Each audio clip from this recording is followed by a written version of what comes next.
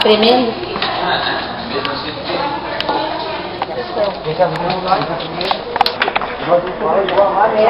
Jornal?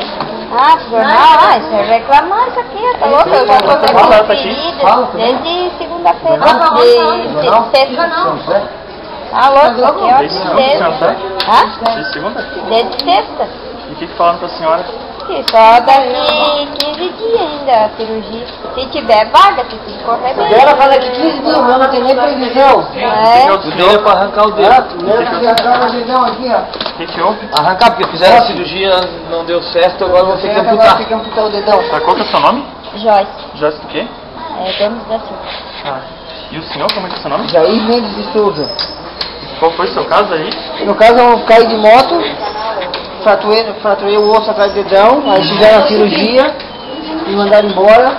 Agora me internaram desde terça-feira e numa máquina no corredor porque eu tenho que amputar o dedo. Não resolveu a cirurgia que fizeram. Bate foto, isso aqui tá uma brincadeira.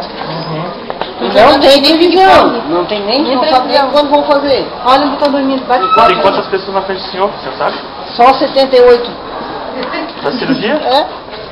Ah, tá. E quantas cirurgias são realizadas por dia? Às vezes uma, às vezes nenhuma, às vezes 3, às vezes 4, depende. E aqui a fila por chegada? É. Quem chega primeiro, faz primeiro. É, exceto os casos que chegam com fratura exposta, né? Agora esses que chegam para uma simples cirurgia, que é o caso dele, o caso dela, e o meu caso agora também, vai ficando para trás. Vai ficando jogado. Aí você escreve lá que nós estamos no BBB São José, Big Brother São José, tudo paredão. Que é no corredor, só não tem câmera. E a senhora, o que foi que fez pra machucar a perna? Cai de moto, bati. Tudo caindo de moto. Tudo moto, é 3 só de moto. moto aqui. Ah, eu também. 4 de moto? E a senhora que vai ter que fazer cirurgia também? Cirurgia? Cirurgia de quê? Tudo cirurgia de? Mas de quê? É, tudo é de ferros. Qual que é o seu nome?